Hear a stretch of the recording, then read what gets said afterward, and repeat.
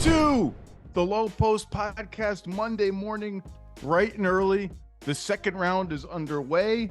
Heat Knicks rivalry renewed. The Heat, despite Jimmy Butler limping around for the last 5 minutes of the game, actually not even limping around, kind of standing around, take game one at the world's most famous arena. And the Nuggets, with an emphatic statement, game one win over the Suns in that series. We'll talk about those series later.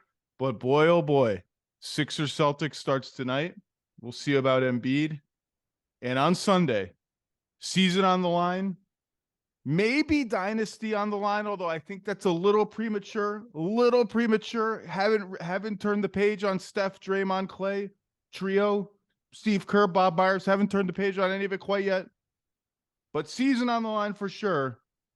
After losing game 6 at home in one of the most impressive wins I can ever remember a young, inexperienced team getting in the playoffs, period. A blowout by the Kings at Chase Center with De'Aaron Fox playing with an avulsion fracture in his left index finger. The Golden State Warriors, who couldn't win a road game to save their damn lives all season long, won 2 in Sacramento, including the hardest win to get in basketball, Game 7 on the road. And Stephen Wardell Curry scored the most points that have ever been scored in a Game 7 in the history of the sport to carry the Warriors over the finish line. 50 points, 5-0 on 20 of 38 shooting, 13 of 20 on twos. Normally we talk about the threes. The twos were outrageous. And a stat that will get sort of swept under the rug a little bit, 1 turnover, 50 points, all that dribbling, all that driving, 1 turnover, all the attention drawn, 42 pick and rolls Steph Curry ran in that game. That was his second most in any game this season, according to Second Spectrum. They needed a monster Steph game. They got a monster Steph game. And now, after a little interregnum where they kind of circled each other from afar, one play-in game that the Lakers won. You know, the Lakers were up and down. The Warriors were kind of in the tank for a year, high draft picks. The rivalry that defined a half decade of NBA history, a half decade of NBA finals. Steph Curry, LeBron James, Warriors, Lakers, conference semifinals. Jeff Van Gundy, the best analyst in the business, former head coach, future Hall of Famer, was in the building at Golden One Center.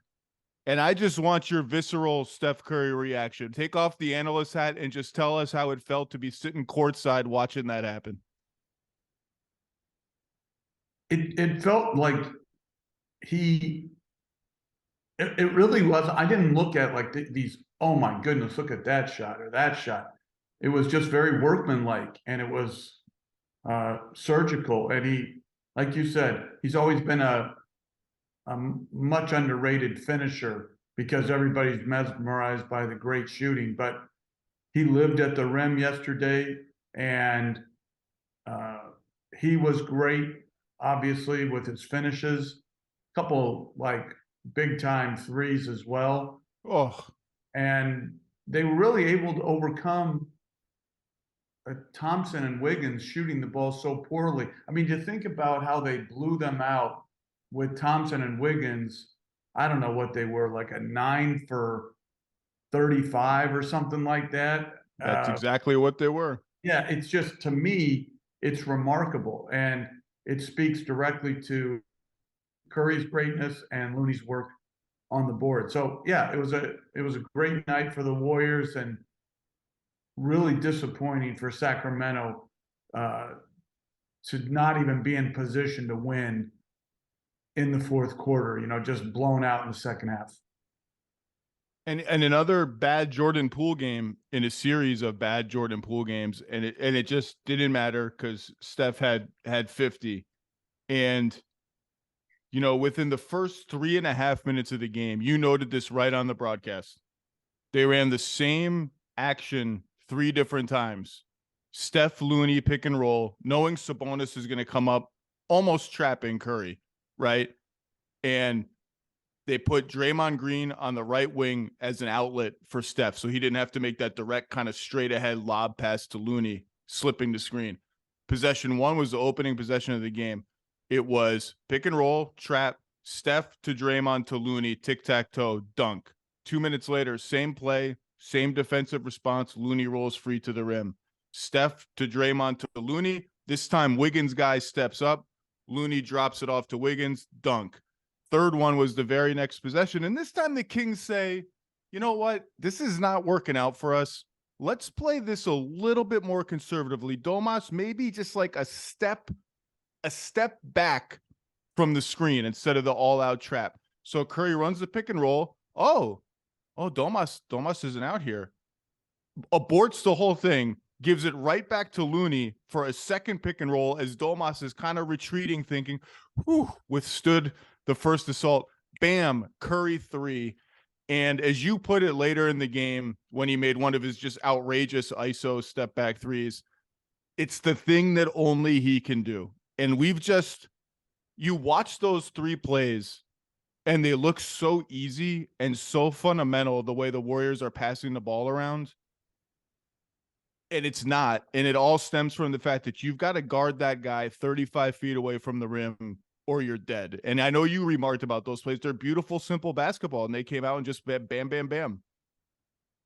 Yeah, and I think everyone knows what a good passer Green is, right? So the attention that Curry attracts, how well Green passes the ball, but it's Looney who deserves to be in those conversations. His ability to play below the rim but catch and make the right decisions makes it really hard to guard if you're going to trap Curry.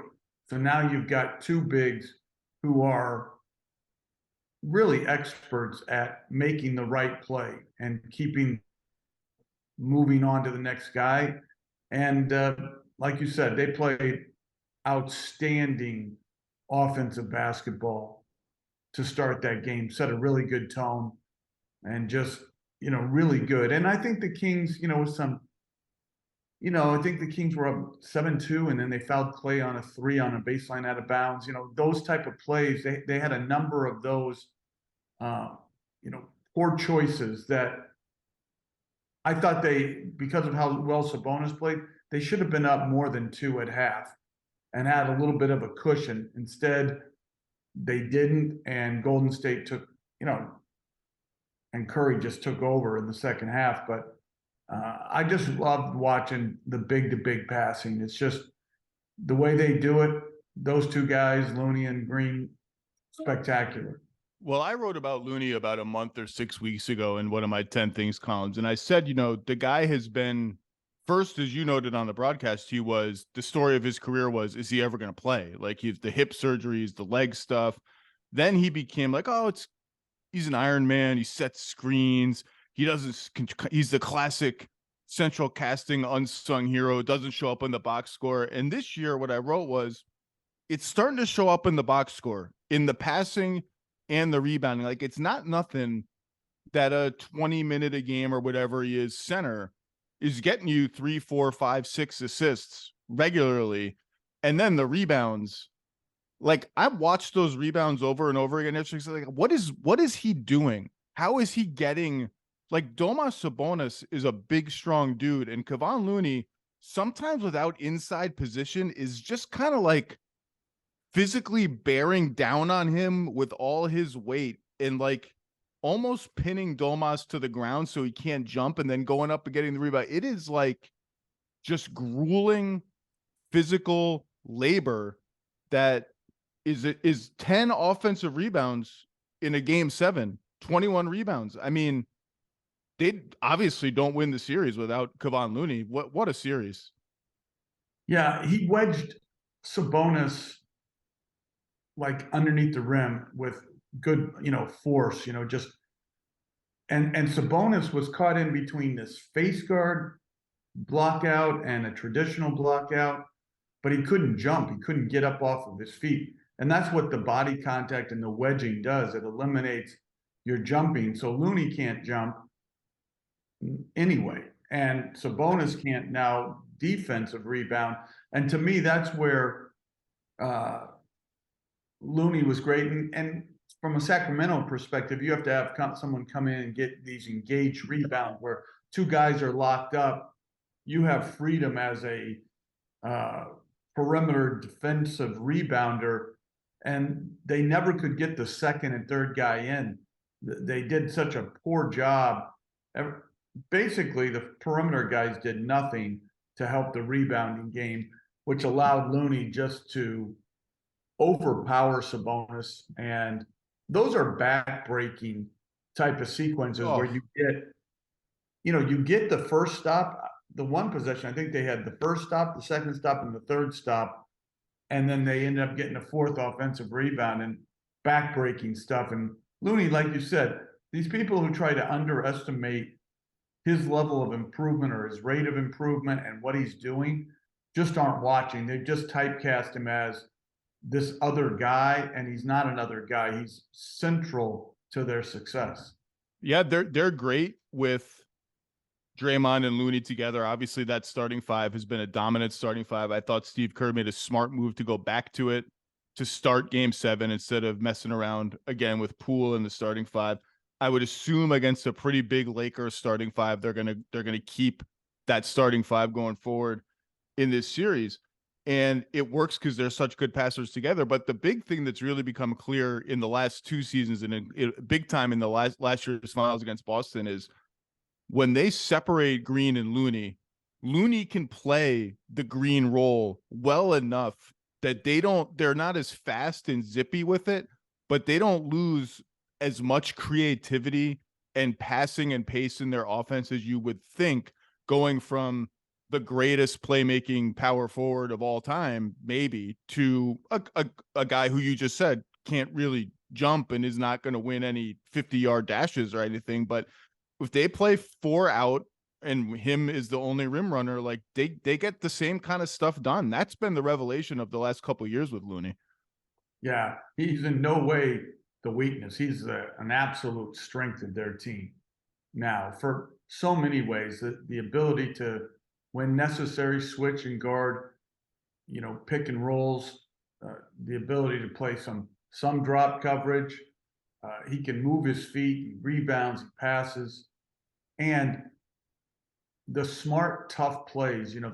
He's unafraid of the contact plays, which is rebounding in traffic, screening, putting his body on the line to protect the rim when he's not a shot blocker. So those contact plays he's willing to make are essential to what they do. And as you mentioned, going forward with the Lakers, a much bigger team who will guard the Warriors and particularly Green and Looney much differently. You saw how Sacramento, Mike Brown's experience was, we need to pressure them.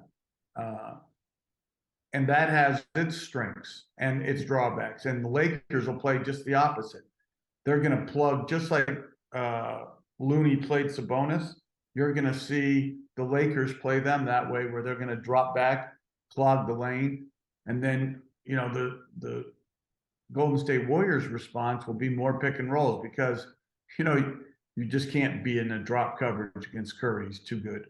You can't, and you're right that I think on all the off-ball stuff the Warriors run, the Lakers are going to try and top lock it and send all those guys away from the pin down screens and to the rim where Anthony Davis is going to be waiting. And my God, coach, I mean, I don't say this lightly because Anthony Davis has been in the league a long time now, and he's been a Defensive Player of the Year candidate for almost a decade. I don't know that he's ever played defense better than he has in the last 4 or 5 games against Memphis. I mean, he is absolutely everywhere all the time, and the timing on these blocks is so exquisite. He's never early, he's never off balance, he's never late. And you could see by the end of the series, the Grizzlies were like, I mean, forget the 40-point blowout. Even before that game got out of hand, they just didn't know what to do anymore once they got below the foul line because this guy is just everywhere, blocking every shot. I want to stick with the Warriors Kings for just a minute. Just obviously an all-time game from Curry, forestalled a lot of tough decisions for the Warriors in the offseason, forestalled a lot of talk that to me was going to be bogus about, well, did they kind of get lucky last year? Like, what's the difference between last year's team that won the championship and this year's team that, was at risk of falling in the first round? And now they live to fight another day. And I think the more momentum they get, the more stability they get in their rotation, the more dangerous they are going to get. And I think the league should be a little bit scared that they got by the Kings and the Kings kind of, coughed up a really good chance to win the series. But, such is life. It happens. How do you come away from this, from the Kings perspective? What do you think? What did the King, cause you mentioned disappointing, and they did end up fulfilling this whole idea that they were going to be a vulnerable top 3 seed that was going to be an underdog in the first round, and they were, and they lost. There's obviously going to be disappointment among their fans to go in and win that game 6 in Chase to keep their season alive and then lose at home. How do you come out feeling about them? I was very impressed. First of all, I'd never been to the arena. Great place. Obviously, they've always had good fans when they've had a respectable team. I thought they played with a lot of poise. Murray, as a rookie, really impressed me with not only his shooting, it's obviously good, but his poise. I think they have to. I think the rebounding and maybe some of their lack of physicality needs to be addressed in the offseason. But what they've done from a talent standpoint, I thought Fox obviously had such a great year, and I really admired how he played through the finger, which I thought really sort of hampered some of his ball handling and led to some, turnovers that maybe we wouldn't have seen. But the way they added, Monk, Herter, Murray in the offseason really upgraded their talent. And I was impressed. I was impressed with how hard they played. Again, they got whipped last night in the second half. It happens. But I don't think it detracts in the least from what they were able to accomplish this year. Continuing to move forward is the challenge and always the harder part. Everybody thinks it's a straight line and, they were 3rd seed. Now they'll go, they'll get some better players, improve their roster. Then they're going to go to set. It's hard. It's hard to keep going. It's easy to go from bad to mediocre. Mediocre to good is not that hard, but where they were this year, 48 wins into a true championship caliber team, that's hard because hard decisions have to be made and then they have to be the right ones. I also came away really, really impressed. And it could just be as simple as De'Aaron Fox shot 5 of 19 in game 7 with 5 turnovers. I think he was 9 of 25 in game 6 and they won. Maybe that was game 5. I can't remember. If he doesn't have the finger injury, maybe we're doing an entirely different podcast about, oh my God, are the Warriors going to try and trade Jordan Poole to get under the second apron or to decrease their tax bill? What happens with Draymond's player option? Instead, we're having this conversation. Maybe it's that simple. I thought, honestly, the thing I came away most impressed with was their defense. They held the Warriors to 111 points per 100 possessions in the series, which would have been like a bottom 10 offense in the regular season. This is the Warriors. This is the playoff Warriors that are not messing around playing their back of the rotation guys. Their ferocity and precision on all the pretty Warriors split actions, off ball, this and that. They switched when they should have switched. When the Warriors would slip screens, the Kings would read that. Say, okay, we can't switch this one. We got to stay home. They fought like hell to get over screens. Sabonis moved his feet at the point of attack almost to the end better than I thought he could have managed. And that's the tough stuff, right? That's the hard stuff. To get into the playoffs after this feel-good 48-win season and have to do that 7 times in a row against an offense that doesn't play like any other offense in the NBA and a superstar that doesn't play like any other superstar in the history of the NBA. And they largely did well enough defensively to win the series. They lost the series because their offense kind of fell in mud a little bit. Sabonis didn't have great series. Herter was pretty cold until game 6, and I was happy for him that he got off a little bit in game 6. And overall, though, I think you're right that development is never linear, right? They're not guaranteed to win 48 games next year. The West is a beast. Every year, the West is a beast. But I do think the Fox Sabonis and shooting thing on offense is legit. I'm not saying they're going to be the number one offense again in the NBA next year, but I think as a regular season wins machine, that offense is a monster, and it's going to continue to be a monster. The piece that's interesting to me, it just feels like the Harrison Barnes thing has now run its course there. Like, he was a good, stabilizing, small ball four, very valuable member of their team as they kind of made this ascent, and he just couldn't impact this series the way they needed him to. He didn't make open threes. The Warriors were pretty okay letting him take open non-corner threes. The free throw stuff that he's been much better at kind of disappeared. And I don't know what you do. I mean, he's a free agent, and I don't know, like, if you let him walk, they have some cap flexibility, but not that much. Maybe there's a sign and trade. Maybe you sign him with the idea of trading him later, but that feels like a place where you as a team at this stage have to be able to make a tough decision of, even if we end up moving on from him in a way that it is like a small step back in the present, but gets us some stuff, some draft picks, whatever it ends up being, cap flexibility that turns into draft picks that we can use down the line in a move that kind of better fits the timetable of our team. That feels like the right decision to make at this point, as much as it would hurt and as valuable as a presence he's been in that locker room. That's the name I would watch in the offseason. But other than that, I think what they built is real. I think they're going to be a strong team for a long time. And that Fox Sabonis combo is a bear on offense. Yeah, and I think it's going to be interesting to watch next year if more teams try to emulate what the Warriors did to them on the Sabonis catches above the free throw line, just to drop in the lane and try to congest. And I thought in the first half, they got some really good looks. Again, it's hard because the playoffs are like a different season, and I thought the Kings held up exceptionally well. Like you, the Game 6 win, they were tremendous. Their level of aggression, their force. Fox didn't play particularly well early, and then he got going. But Monk was a great addition. He had a big time game, and again, I think their overall size, they're pretty small at times, but they have a lot of good pieces, and I think they've done a really good job with their roster.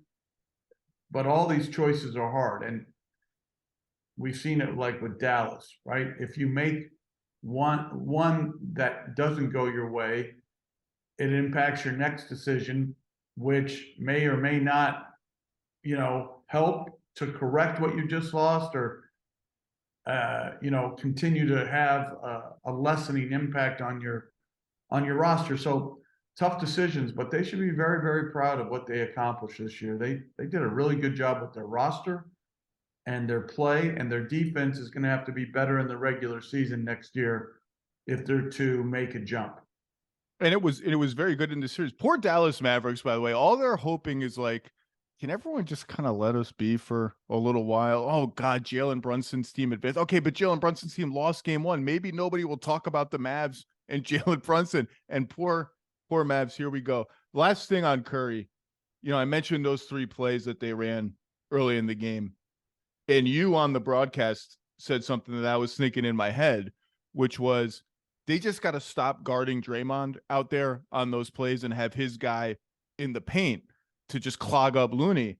And then my brain said, okay, dumb brain, you've said this to yourself over and over again, and you know what happens if the defense does that. Steph just gives the ball to Draymond and takes a dribble handoff and hits a 3. And, like, that's just the dilemma of playing this guy and playing this shooter and playing this playmaker, is there just no when you help in the paint, they beat you in other ways. When you don't help in the paint, they beat you in this way. And by the way, the guy who didn't touch the ball, literally didn't touch it on any of those trips, is a top 5 shooter in the history of the NBA, Klay Thompson. And like, he's not even touching the ball because he's so impactful not touching the ball. Just an all-time performance by Curry.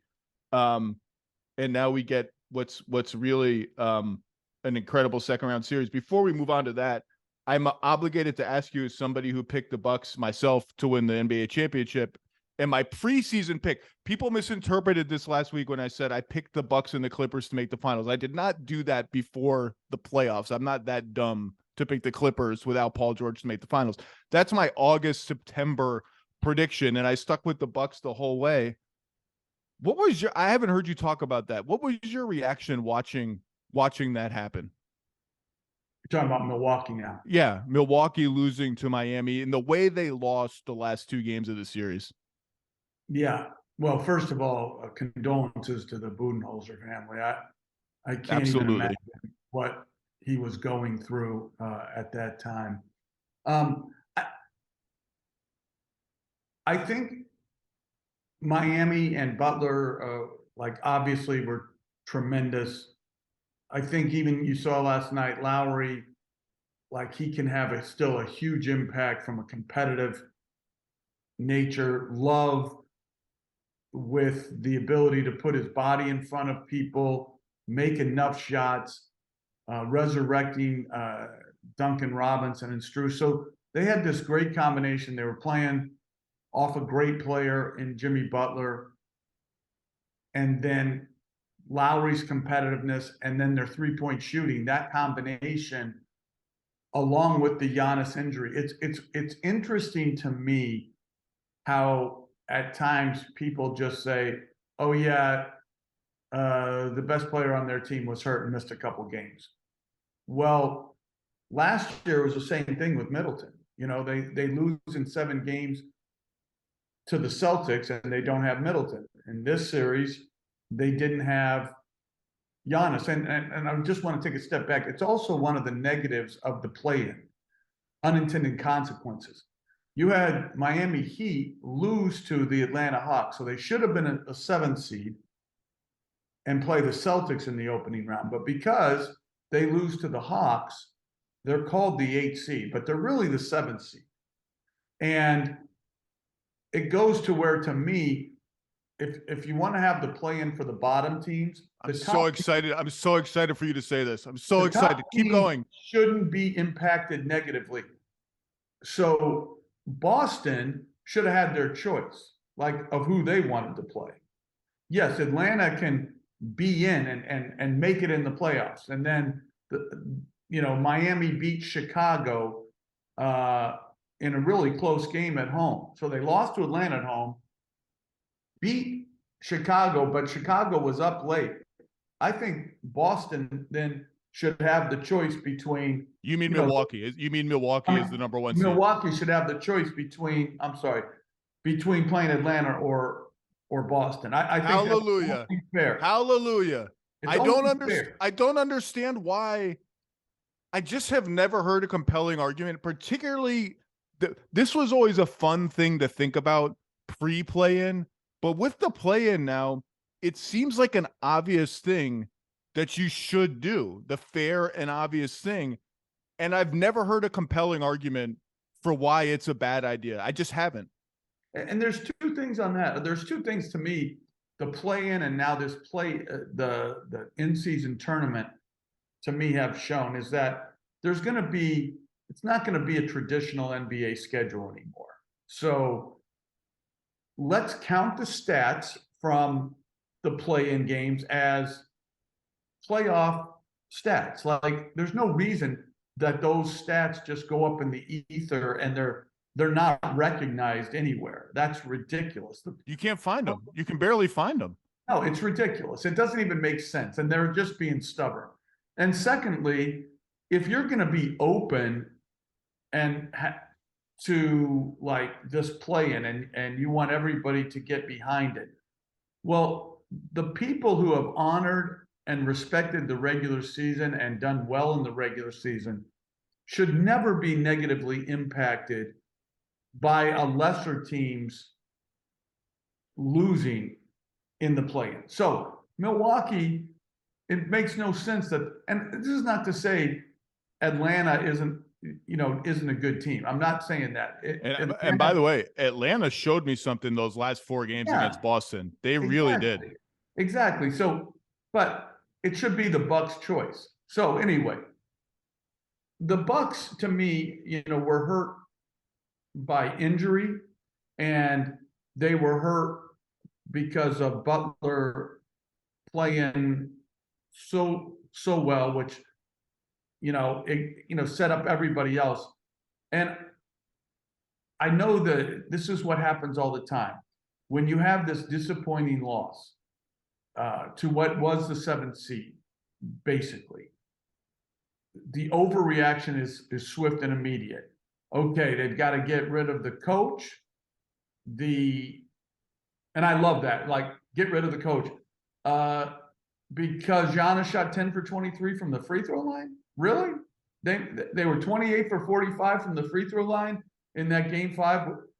It's just, people never want to look at really what has happened. They always want to overreact, like there's no way back. If I was to tell you that Pat Riley and Greg Popovich, 2 of the iconic coaches in the NBA, lost 8 times as a higher seed to a lower seed, and Pat Riley lost to, I think, he lost to a 6 seed, maybe twice to a 7 seed, to an 8 seed. Yeah, someone I know was coaching some of those teams. Yeah, but not all. Not all. I'm just saying, the idea that you can't rebound and come back and regroup, I think, is wrong. Like, Giannis said something like, he got criticized for his take on, was it a successful season or disappointing or a failure? And I think 2 things can be true simultaneously. It was absolutely a disappointing end. And yet there's no reason that they can't come back, regroup, add some things, maybe take away some others. But like, this is a dominant team where they just went through a tough injury, a bad opponent to have to play, unfortunate unintended consequence of the play-in, and Butler playing so well, matching directly to how they don't want to, Butler loves to come off against a drop where he can get into the mid-range. That's where they excel. And terrible free throw shooting, like ridiculous. And that is a combination for an upset right there. And they had it, and they had their chances. I don't think anybody was calling for the breakup of the Bucks when they were up 16 going into the 4th of game 5, but they had the same type of lead in game 4. It's, we wait to see the result, and then we sometimes, to me, completely overreact. We'll see what the offseason holds for Milwaukee. I'm still kind of stunned by the degree of collapse, but I just wanted to get your take on it because I know we both had them winning the whole thing, and now we have a Heat Knicks series instead. And it shows you, though, just like you said, how it opens up. Think about it. Now, Miami or New York's going to the Eastern Conference Finals. Boston will never have, and I don't want to say easy, but a more direct line to winning a championship. Embiid out, which we'll see. He's doubtful, right? So we're it's 9:30 in the morning. We'll see. But yeah, Embiid out, or let's just make up a scenario where Embiid misses the first 2 games, plays the next whatever, but he's 80%. That should be a win for Boston. No, that should. And again, nothing's guaranteed. We just saw it with Milwaukee and Miami. All right, so nothing's guaranteed, but you're never going to have a better path for Boston. Milwaukee out, Embiid hurt, so their path to the final is straightforward. Where they're clearly, to me, the best team left with the Embiid injury factored in. they've got to take care of business, and it just shows you how, things open up. And I would also say, I'm fascinated by when a big upset takes place, should the next top seeds be able to decide who they play too? That's a little bit more problematic, I would think, but I think it bears reasonable discussion. Yeah, that's a little more problematic, and I have to think more about it. That's a more dramatic sea change to how the NBA works. Obviously, other leagues have done that, and we're not going to talk about much about Boston Philly because it's the early game tonight, and we don't know about Embiid quite yet. But I did not like the way Boston closed that series against Atlanta. Even the last game that they pulled away and won with some great offensive play and some great shot making, I thought they were still sloppy and careless in ways that make me a little bit concerned, in ways that kind of gave me flashbacks to how they would just sort of piss away possessions with kind of aimless play, against the Bucks and then the Heat and then the Warriors, obviously last year in the playoffs. But I agree with you. They have all the pieces they need, and the road is there for them. The Blake Griffin minutes in game 5 against the Hawks were just never explained to me. I don't remember ever being so surprised by, like, suddenly Blake Griffin was in the game. And even the announcers on TV were like, well, Joe Mazzulla wants to see, like, if you can give him something against Embiid in the next round. I was like, the next round? It's a close game. What are they doing? It was never explained to me, but I do agree with you. It's there for him. Brown has been really good shot making wise. The handle's been hit or miss. I think this is going to be a bigger Rob Williams series than the first round was, when his minutes kind of went up and down and up and down. But it's just like, we're not talking about that series today. All you're hoping for is somehow the basketball and health gods come together to get Joel Embiid right fast, because it's obviously a whole different series with him, and you just want to see 1 year where he's intact for the entire playoffs, because even against the Nets, which feels like a month ago, when his scoring and shot attempts were down because of the way they were guarding him, he was still the single most important presence in the series by an exponential amount over everybody else, and just was so utterly dominant on both ends of the floor, ending with the block on Dinwiddie to clinch the series. Okay, enough. Lakers Warriors. I gotta say, our bosses have got to be just beside themselves that this is a second round series that we're getting. The Lakers dispatched the Grizzlies. The Warriors, as we said, tip over the Kings. Two teams that were two of the top 10 defensive teams after the trade deadline, two of the top 5 net rating teams after the trade deadline, when obviously the Lakers remade their offense. We have the worst free throw team in the league, offense and defense combined, in the Warriors, a team that doesn't get to the line and fouls everybody, against the best free throw team in the league on both ends, that a team that damn near led the league in both free throw rate on offense and defense. So that's step one for the Warriors, is don't start every game down 10-0 because of free throws. I think this is an absolutely fascinating matchup.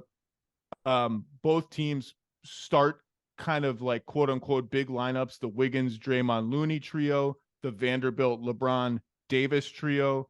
Both teams have quote unquote slightly smaller lineups that they often close games with.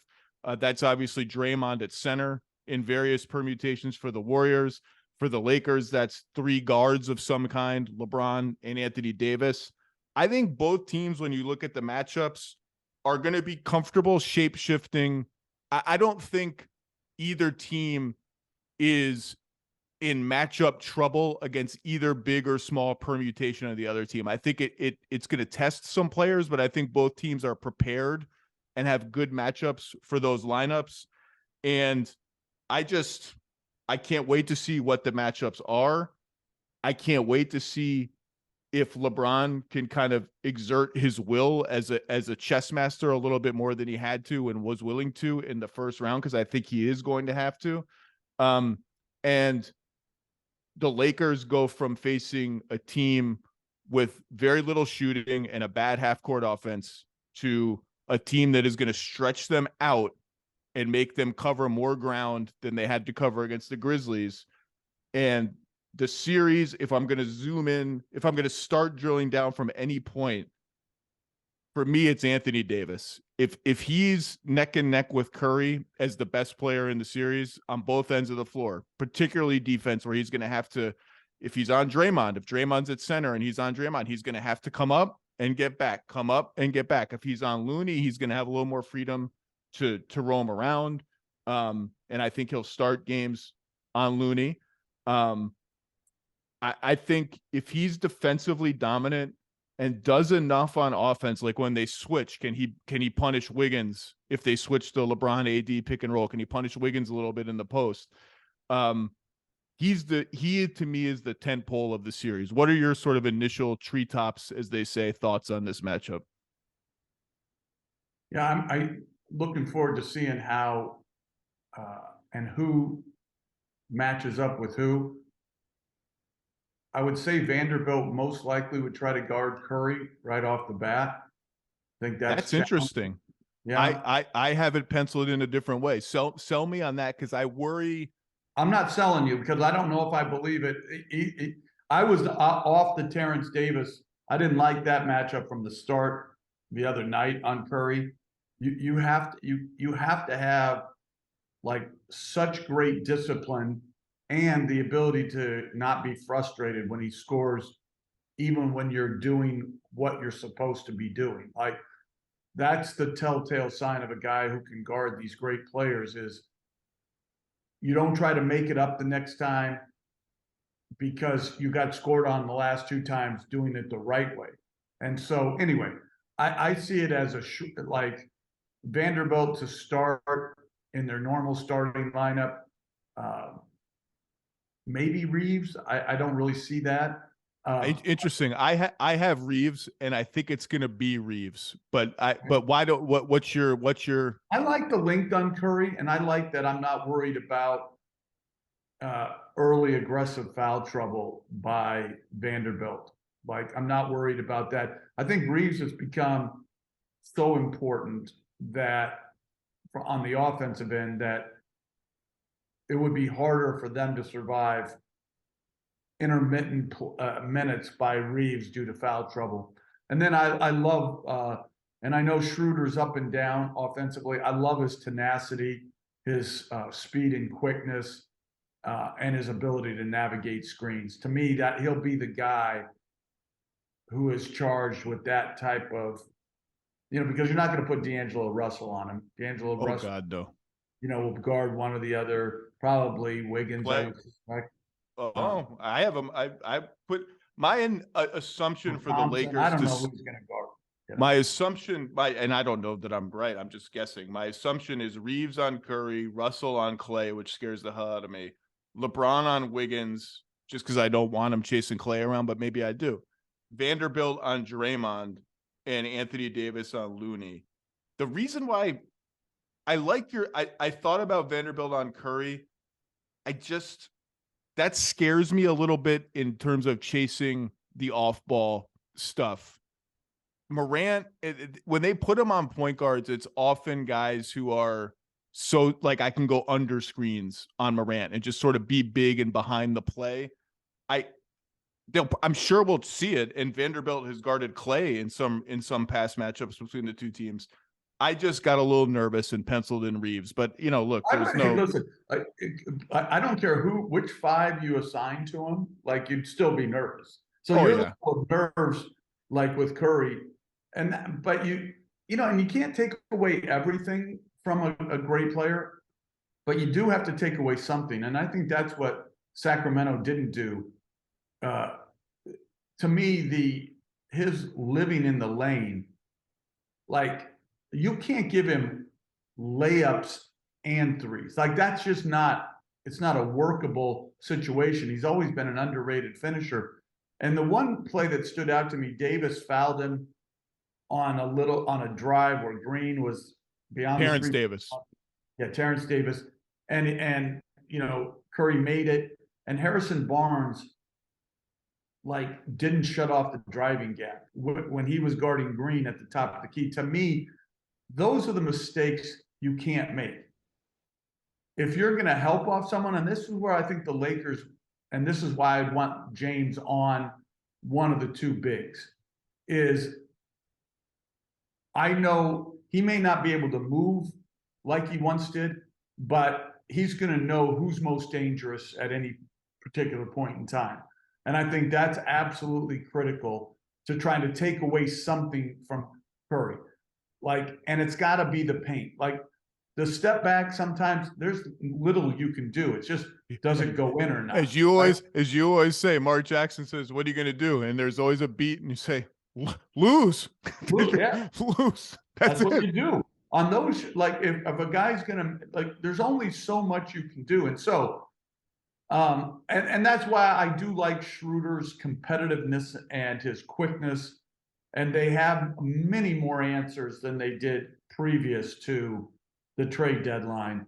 And the who Russell guards, like, I'm not sure if it's Clay or Wiggins, depending on how they want to go, but I do think, his offensive spurtability is important to them.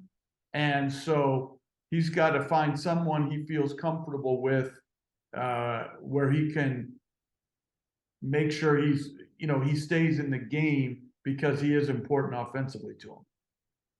To your point on LeBron, if you go back and watch tape of the last two seasons of these teams playing against each other, and there's not much of it that's relevant because so many guys have been out, including this year. They played 3 times in a 3-week span in February and March, and Wiggins was out twice, Curry was out twice, LeBron was out either 2 or 3 of them. But LeBron guards Looney quite a bit. And I'm assuming when the Lakers go smaller and it's like Reeves, Schroeder, Russell, LeBron, Davis, that's what we'll see. And Davis will go on to Draymond Green. If Draymond is also on the floor, it's Draymond and Looney. And I agree with you. That's a good way to A, make sure LeBron doesn't work very hard, and B, put him in good help position, because he is 6'8" and very smart and puts the fear of God into everybody still when they go to the rim against him. And that will never change until he retires, whenever that is. And yeah, I think the matchups on the other end, I have just sort of tentatively, I assume Wiggins will start on LeBron and Draymond on Vanderbilt, so he can kind of roam around and screw things up, which puts Looney on Davis. But we'll see a lot of Draymond on LeBron when the Warriors go smaller.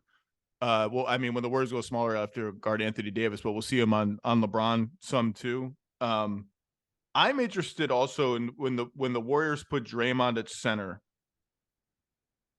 who Anthony Davis guards. Do you want him on Draymond, or if there's a Gary Payton II, Moses Moody, because they don't play that pool party lineup much anymore, where they have the 5 really good offensive players out there at the same time, if you count Poole.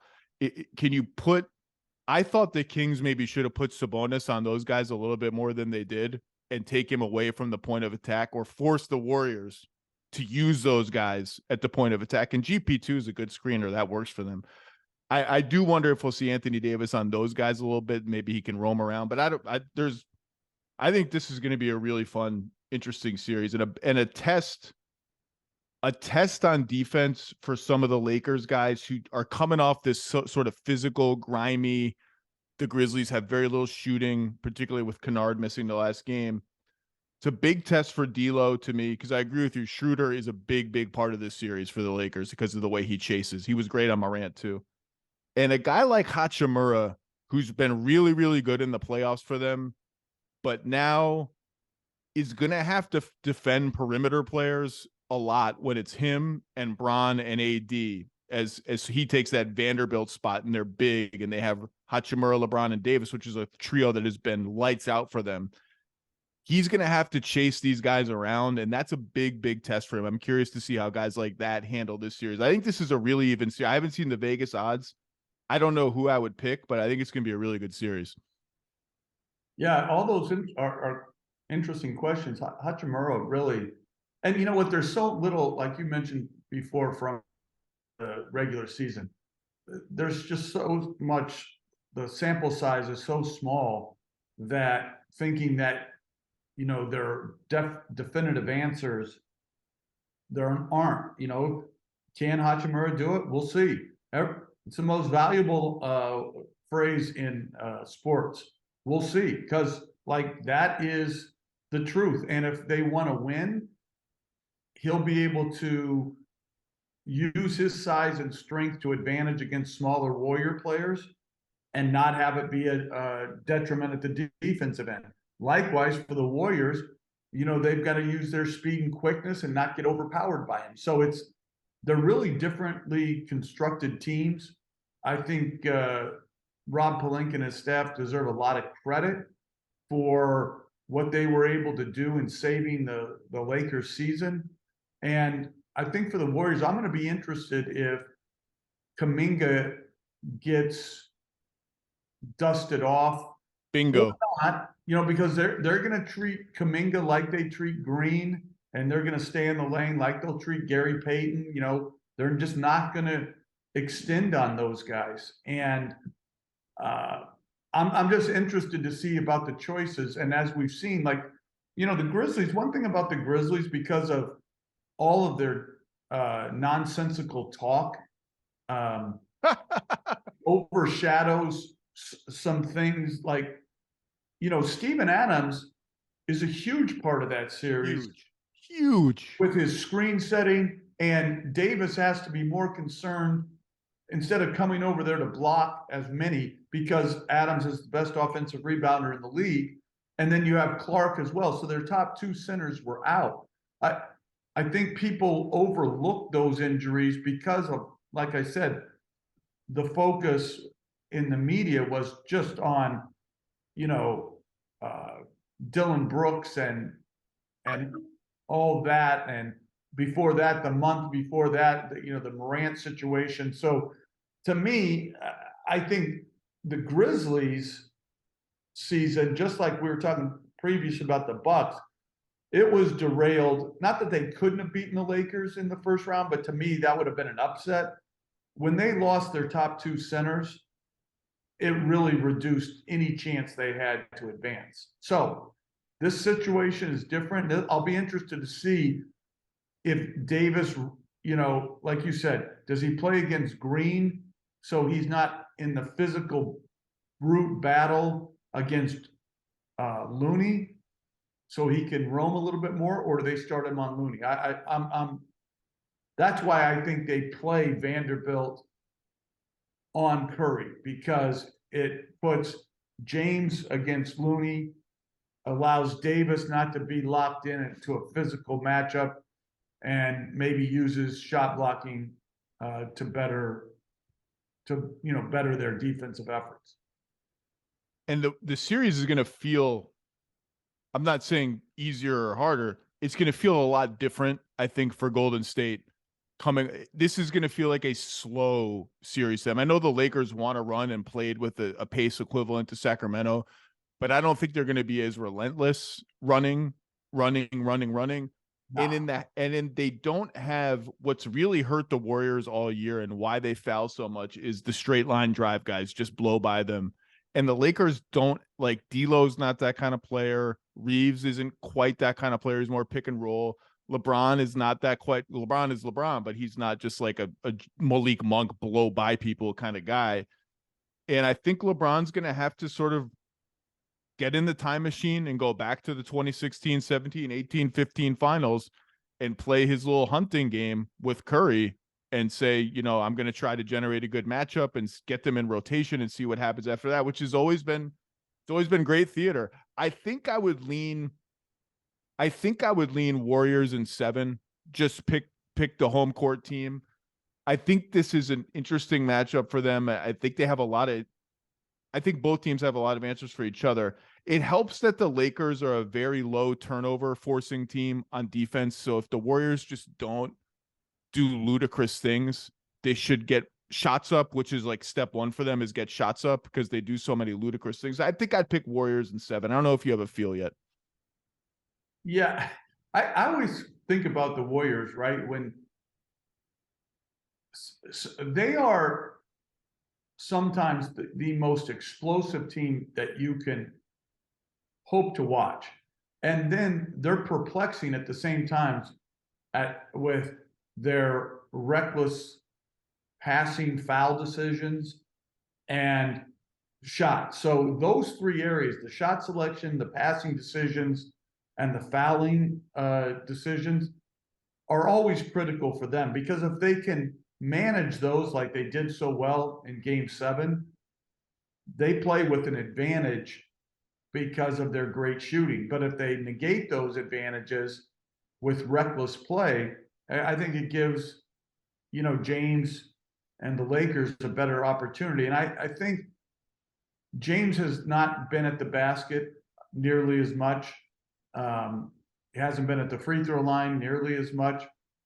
And I don't know if it's possible, but he has to at least be in the half court in this attacking, driving mindset to collapse the defense and give opportunities for his teammates. I don't think they can have the James version from the Memphis series and beat, this outstanding Warriors team. I totally agree. And it's one of the reasons I would pick Warriors in 7. I just, does he bring that version of himself you're talking about every single game? Maybe he does. I mean, it's LeBron James. Heat Knicks. Let's do a few minutes on Heat Knicks. The Heat win Game 1. No Julius Randle, which is a big deal. I think they're going to need him sooner rather than later. Changes the whole series in lots of different ways. A lot of this series is the Heat trying to hunt Jalen Brunson a little bit on defense, and Jalen Brunson trying to find good matchups. A lot of cross matching in this series, Coach. It's not the sexiest thing to talk about, but Jalen Brunson is guarding Strus to open games, and if he gets that matchup, he's just going right at him. If Duncan Robinson's on the floor, he's finding him and going right at him. And Jimmy Butler, a lot of those leak outs that he got on the touchdown passes from Kevin Love are because of cross matches. He's guarding Brunson, and they don't want Brunson guarding him. And he knew, it was clearly part of the scouting report.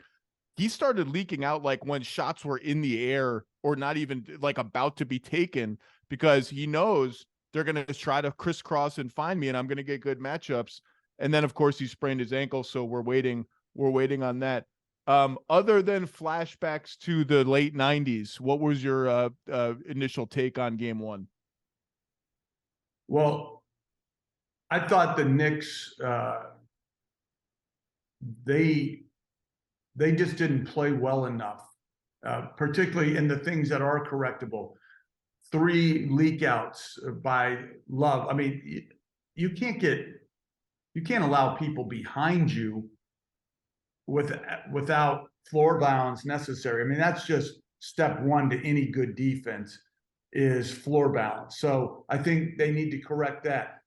If you went back and charted how many times they left their feet on shot fakes, Obi Toppin is still jumping like now, like as he gets up for practice.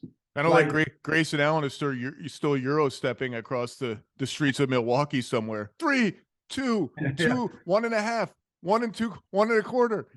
And I think Toppin's played so much better.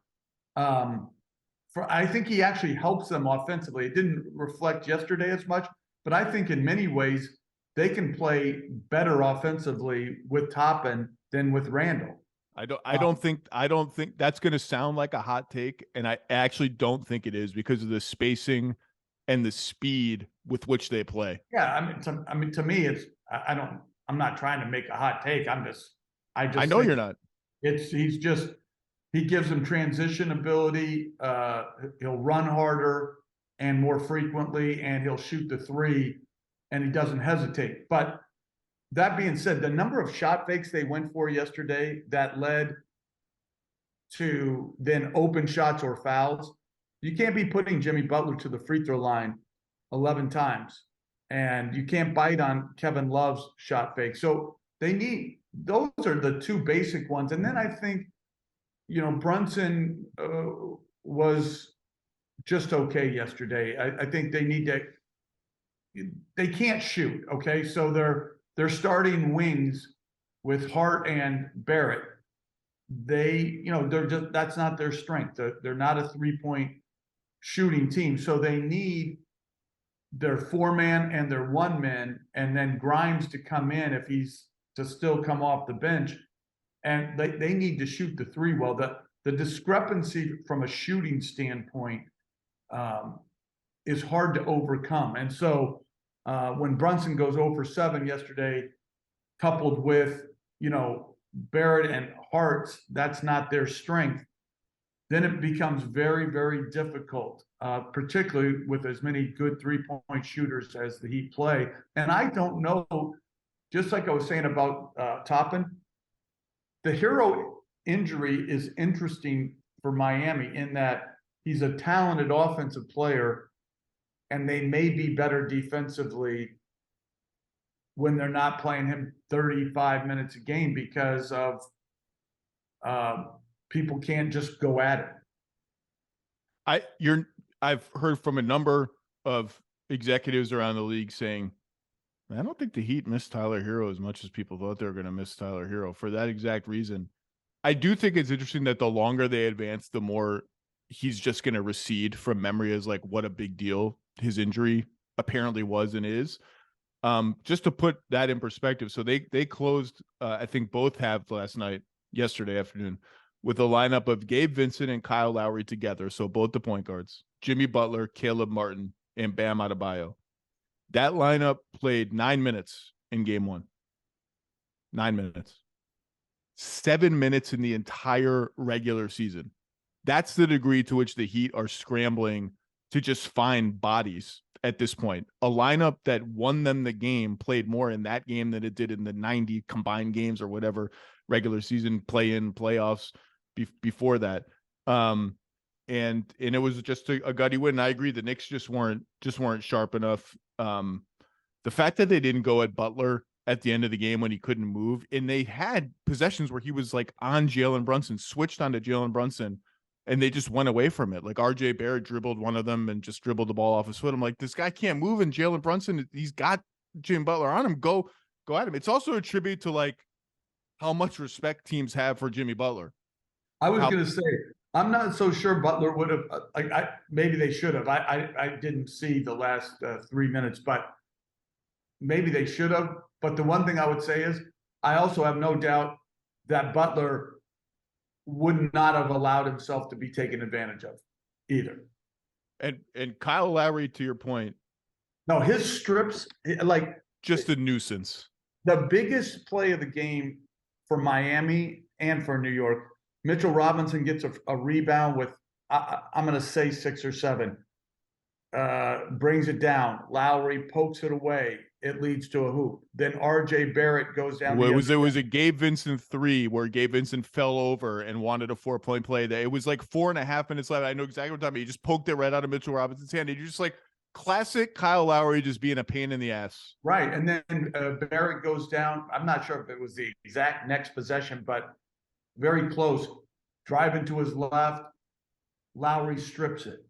And then, the Knicks had a third turnover in there. And so, to me, Lowry's never going to, he's not going to go up above you to make a play, but you can't be exposing the ball to him. Like he will stand in front, he will take a charge, he will strip the ball down low, and you have to be on high alert at all times. And Gabe Vincent went through some, huge shooting struggles at times, this year, and for him to be, this good and playing these huge minutes is a testament to his work and their belief in him. And I've been so impressed with Vincent, how he's been able to, navigate a rocky regular season and play so very well. And Lowry looks like, he may be done, and now he's back to, he's not playing huge minutes, but he's impactful in the minutes he has. And it reminds me once again, and should remind everybody once again, great competitors are hard to find. They may be cranky and irascible and at times in the regular season difficult to deal with. But when you come to the playoffs, if you don't have great competitors, you got no chance. Kyle Lowry's a great, great competitor. And when I watch him, like there's so many things he doesn't still have, but he does have great instincts, great intelligence, and great competitive spirit. And it's a pleasure to watch him compete. And to that point, a big stretch of that game to me was the second quarter when Butler went out for his rest.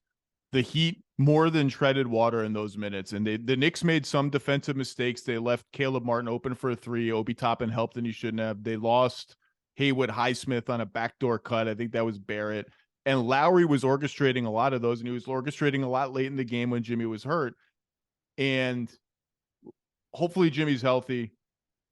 The Knicks cannot lose those minutes when Jimmy Butler rests. They need to win those minutes. The Heat should not be able to score as easily as they did at times in those minutes. And by the way, Spo and his staff are just so sharp. So you'll notice they did this against Milwaukee too. If their offense is like guard screens, so Bam, who's usually the centerpiece of their screening game, has to do something else if he's not the screener. What they've done more and more is, all right, so if it's like Jimmy Strus or whatever on one side of the floor in the middle, they'll put Bam all the way over on the opposite sideline. And the thought process appears to be, A, we get the big man out of the way for the Knicks, but B, if that guard pick and roll puts them in rotation, we can then drive and kick to him as a second outlet, and his guy's going to be helping inside, and he becomes Draymond Green in those spots where, okay, my guy's not on me. I have it. They have a handoff shooter ready to go. It's just really smart little things that the Heat just do to maximize like the limited personnel that they have left. And Randall, just real quickly, he's important to me in this series, despite what we all just said about his, the Knicks offense looking pretty good without him, because I think the Heat might have to invert the matchup. So Bam would have to guard him out of respect to his sort of bully ball driving game. And what does that do for Mitchell Robinson, maybe on the glass? And it just also gives the Knicks, like smart teams when they play the Heat, they'll get Bam to switch on a pick and roll and just then park his guy out on the perimeter. So Bam's now just guarding whoever 30 feet from the basket, totally out of the play because he switched one pick. Well, right now that's switching on to Jalen Brunson, and that's bad for the Knicks. Like they don't want Jalen Brunson out of the play. They want him in the play. Randall gives them an alternate source of offense where if you take Bam away from the rim, you have another place you can go to sort of get offense one-on-one. I think they're going to need him to win this series, but man, the Heat, the Heat are just, they're no fun. They're just no fun to play against. Just totally fearless, maniacal, like Spo said, just really, really gutsy team. Yeah, they are. And quite frankly, they've got better shooting than the Knicks. The Knicks 3-point shooting has been a very weak point the entire year. And so, their 4 spot, Randall shot the amount, the volume Randall shot, now the volume that Toppin shoots is important. Randall had a terrific regular season, terrific. And for whatever reason, both times in the playoffs, 2 years ago against Atlanta, in the first round against Cleveland, he has not produced or been, he hasn't played well. And so if it's Randall, efficient Randall, I would agree that he's important to this series. But if it's inefficient, distracted Julius Randle, then I think they could still win without him. It would be harder, obviously, but they could. And I think they showed that in the Cleveland series that they can play and win without him. Yeah, and to your point about the shooting, I mean, you see that's what the Heat are doing. Like they're just not going to let Jalen Brunson get comfortable one-on-one. Now he can be comfortable 18 feet from the rim. It's spots where a lot of people aren't comfortable, just sort of pivoting around for mid-rangers, but they're just going to swarm him and say, okay, Josh Hart, beat us. Obi Toppin, take 11 threes. 11 threes. Well, but if they're not corner threes, we just don't really care that much. Yeah, it was interesting. I don't know what they call it on ESPN, but they had the coach, they had Eric Mike they went to some of his at a timeout, which is great TV sometimes. And I would hate it if I was Eric. He was saying, we don't understand who they are. Like, they are an attacking paint team. Like, and I think that's what they did. Like, they know the Knicks have this inherent shooting weakness. And I think if you're in New York, the question you're pondering is, do we go back to Hart off the bench, start with Grimes to try to give us more three-point shooting initially in games so that Brunson has more room, and there's only Mitchell Robinson in the dunker spot and Barrett, who they will be as likely to help off of? Or does Hart's defense negate the need to sort of flip and go back to their original starting lineup? I think it's it's these tough decisions that coaches always have to make, and you hope you're right.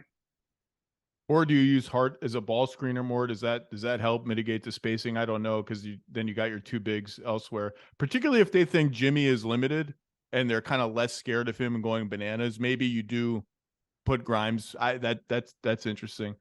Are you enjoying all the flashbacks, all the clips of you from the 90s in this series?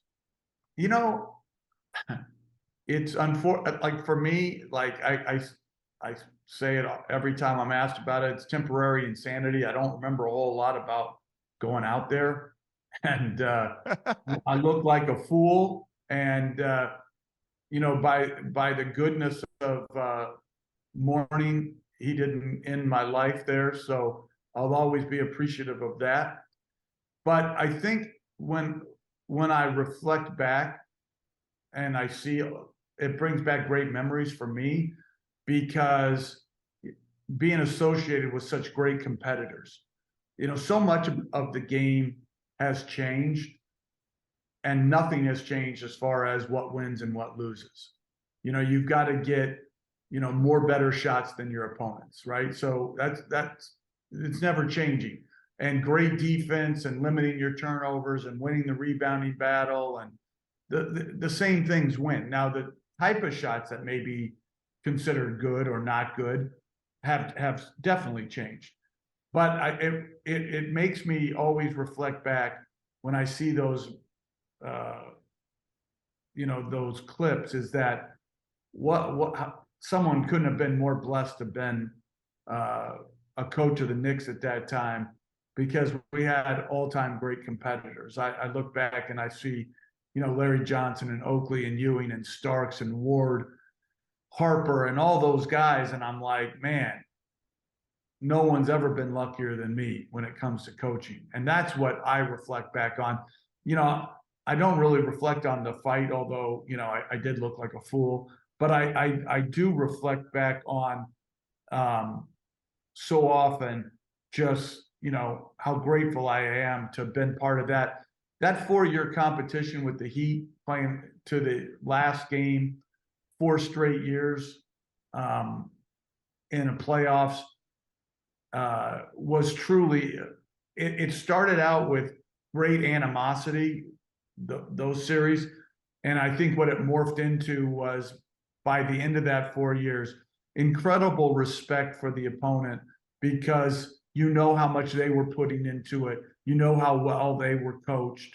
And so it was disdain turned into great respect. And for that, I'm eternally grateful. Okay, so when it was disdain, who did you disdain the most? Who was the member of the Heat where you just like looked at their face and you're like, I want to beat that guy so bad?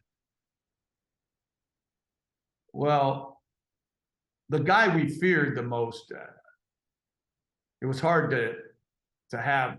I didn't have like an individual disdain. I had a group disdain for like them. But Tim Hardaway was, I don't think people realize pre-knee injury what Tim Hardaway was with Run TMC. but even how great he was. I think he was all NBA first team with Miami one year, if I'm not mistaken. And he was literally just such a hard guy to guard. Pick and roll, in transition. You know, people talk about the killer crossover, but it was his total like fearlessness to shoot the three out of the pick and roll. He would have lived with the less in contact and the more space. He would have loved playing in this era. He was just absolutely a phenomenal player. So I don't know if disdain for him would have been the right word, but it certainly he was one that gave you extreme headaches trying to figure out how you wanted to guard him. First team All-NBA 1997, second team All-NBA 1998, second team All-NBA 1999, which is, of course, the year of the Allen Houston shot, which I had forgotten, Coach, was followed by a 40-foot buzzer-beating heave by Terry Porter that you were so enraged about that this is the legend of, I haven't seen a clip of this. You go out and yell at the ref because even though your team just won the game, you're mad. You thought he couldn't have done all that he did in 0.8 seconds. It's 0.8 seconds, and there's no replay at that time. And the year before, we had a shot disallowed in Miami to win a regular season game. And so I knew, you know, there was hijinks with the clock there. You know, like there's a lot of stuff, you know, that, you know, you could write you could do a 30 for 30 on that 4-year period of the regular season games and the playoff game. And so now think about this. And they were going to count this good. Terry Porter caught it, dribbled it, and shot it with 0.8 on the clock. And I'm like, that's ridiculous. So people said, oh, I was trying to, in some Nick book, somebody tried to say I was trying to like get, you know, something for the next round. I'm like, no, I was just upset that this was idiotic and they were going to count the basket because you can't catch, dribble, and shoot. And your team won the game. Just go out and celebrate. Yeah, I you know, yeah, that's probably would have been the better response, but my anger took over. Okay, initial thoughts on Suns Nuggets. Nuggets win game 1. What'd you see? That the Nuggets, because they had that bad stretch down the end of the regular season, for some reason, they're as underestimated as any number 1 seed could possibly ever be. I think if you took the 3 other teams in the West that are still playing, I would say a majority of people would say the winner of the West is going to come from those 3 teams and not Denver. And I think Denver, like, I think they have a well-constructed roster. I think Michael Malone has narrowed down who he wants to play. I'm a little worried about, you know, what they're getting off the bench. And do they have enough defense when either Gordon or Kentavious Caldwell-Pope goes to the bench? But Aaron Gordon, to me, has narrowed his game so much more and has accepted that if I cut and if I move and if I run, I'm going to get rewarded. I don't have to try to do crazy things with the ball. And I think that's the value of Jokic. I mean, they are completely unselfish. They know exactly who they are and what they do best. And I think they're one of the most underestimated 1 seeds I can remember. Yeah, the story of game 1 to me was Denver's defense, because this was the test. This was the test for Jokic. This was the test for their scheme. This was the test that everyone, including me, was worried about, because you know you can't drop on the Suns. Though they did against Chris Paul a little bit, which I thought was smart, because if I can get them to overuse Chris Paul at the expense of Kevin Durant and Devin Booker, that's a win for me. Chris Paul might go crazy for a quarter, but that's still a win for me. And I think that happened in game 1. Durant only 14 pick and rolls and 6 is the screener. That's not enough. Those are low numbers for him. Underutilized, I thought, a little bit. But Jokic went up to the level of the screen, and the rotations behind him were like on point. And even Jokic was on point.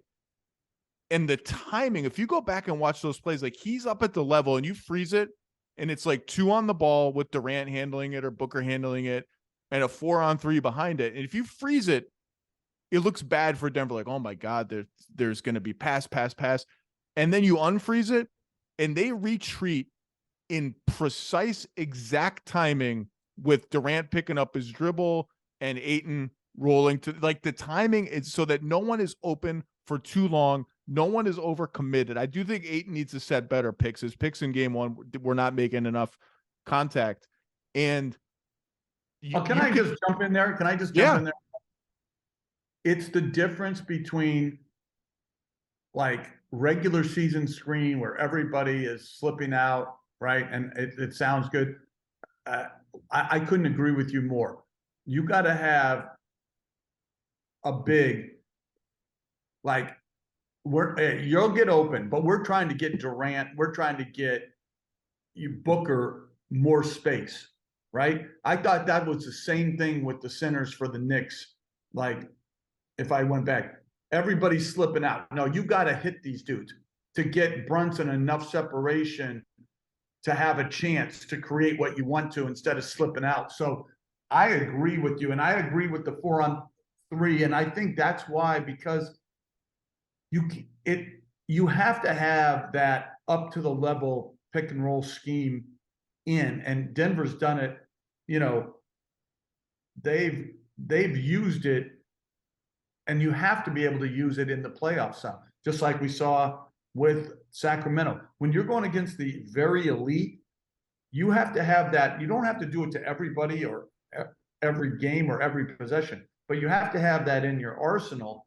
And I agree with you. I thought Denver handled themselves exceptionally well defensively, and they got the benefit. I think Aaron Gordon was 3 for 3 from 3. So made the open threes that they're going to give him. Yeah, their 3-point differential was so great in that game. It was hard to overcome, particularly because Phoenix doesn't get to the free throw line a whole lot either. There was a play in the third quarter where it was a Durant Ayton pick and roll on the left wing. And the first one, KD didn't like what he saw, pulled it out. They, like, the rotations were on point. He didn't like it. So let's run it again.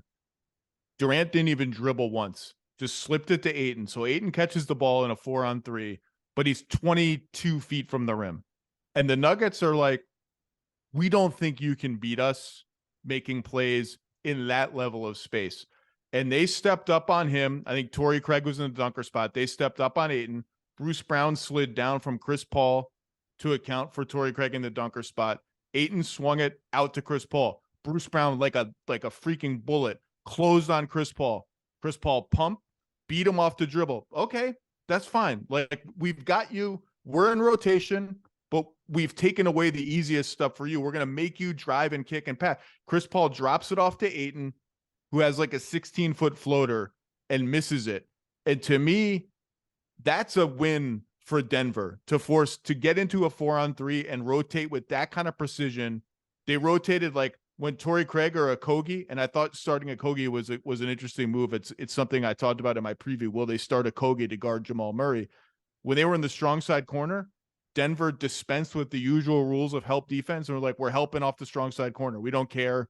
And they were on point. And the other guy we got to talk about is Murray. What a playoffs for Jamal Murray. And you could tell right from this game 1 of this series, the beauty of Jokic and Murray is if you have a favorable big man matchup, you can post Jokic 20 times a game and run your offense out of that. If you don't, and there's really no bad matchup for Jokic, but Ayton guards him pretty well in the post. Okay, let's recalibrate our offense. We'll shift all of it to Murray Jokic pick and roll. Jokic had 7 post touches in game 1. That's very low for him. Set 27 ball screens. That was the 6th highest of the year. And Murray, he's not the forgotten man in that pick and roll partnership because everyone's a Bubble Murray. I think people don't give his level of craft and smarts and timing enough respect. So if you just watch some of those plays, like his hesitation dribble, and then he'll boom, accelerate, like in this little weird 12-foot away from the rim spot.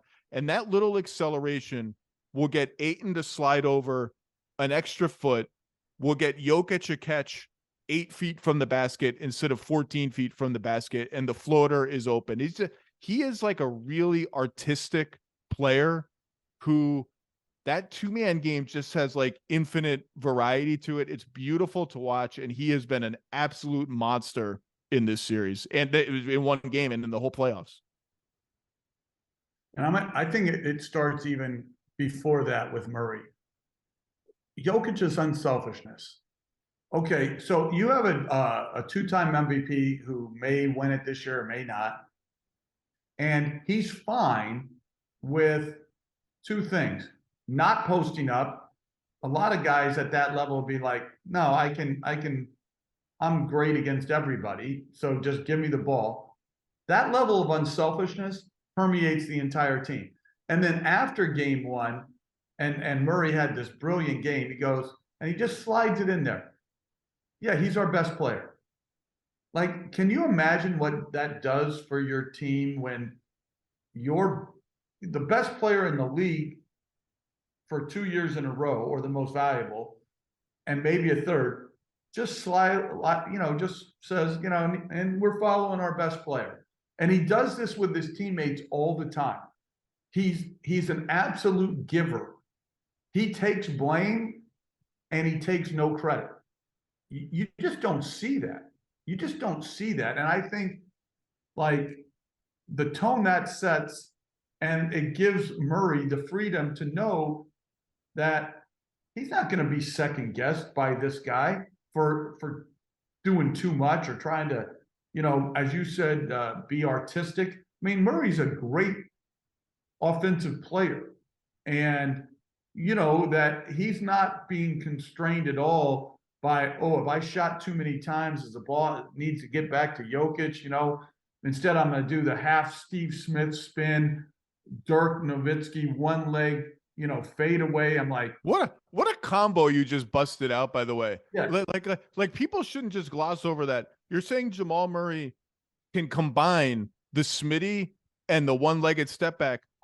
Think about the skill level for a 6'1", 6'2", whatever he is, point guard to do that. Right. And I mean, he is an offensive force who has unfortunately been hurt. And now, like, he also has this guy who's encouraging him to do it, go. Like, don't worry about me. I'll get mine. Like, believe. Like, Jokic is one of those guys. I truly believe, everybody says it because we force them to say it. All I care about is winning. And we know if 99% of the league was to up to a lie detector test, the ... would be if I get my way, right? I really believe Jokic is the 1% who you could end the statement, all I care about is winning. And that's the truth. And my horses in Sombor, Serbia. Serbian horses, but I think he wants to play. That doesn't mean he doesn't have pride in his game. He obviously, you don't reach that level without tremendous pride and confidence. But I think he just, like, I think it's one of the great factors in why Murray is able to play well, come back from major knee. Why Aaron Gordon has played exceptionally well. Like, I think he helps everybody else, and I think the guy he has to help right now is the rookie Christian. I know it's pronounced Brown, but it's Braun to me because that's how it's spelled. He's got to play, I think, well. Like, he's got to find his way. I like him. He's tough. He's active. But I think he's going to face I'm not being guarded type of defense as well. He's also, they threw him on Durant a few times in game one. I was like, oh boy. Like, and you wonder if they're just going to have to attach Gordon to Durant, match the minutes almost exactly. But they've found something with this bench with Gordon and Jeff Green kind of at the center spot, which is something I talked about with Adam Morris of DNVR Sports in the middle of the season. I thought that they should go to that. and both Browns are a big part of that. Porter, they sometimes do this super lineup with Jokic on the bench. Like, all right, we need Murray and Porter. Come on, we need everybody. And Porter's getting them buckets. They found something with that. The Suns countered by going with Durant at the 5, which I thought was interesting and something that they should continue to explore there. This game too is going to be a lot of fun because look, even if Denver wins, you shouldn't overreact till a road team wins a series, right? Like Phoenix will be going home, but it's hard to beat a great team 4 times in 5 games. I mean, the Warriors just did it. So but this is a different level of team. So this is going to be a really interesting game tonight. And Jeff Van Gundy, just can't thank you enough. The analysis is on the broadcast. Everywhere else is there's just nobody doing it like you. So the combination of humor and just catching stuff right, like there was one possession in that Kings Warriors game. I can't remember which team it was, but they switched up the matchups. They had someone was guarding somebody else, and you pointed it out just immediately. And it's the guts of the game, and you're pointing it out in a way that's accessible for fans. It's really just tremendous work. So I appreciate you coming on. No problem. Have a good rest of the day, guys.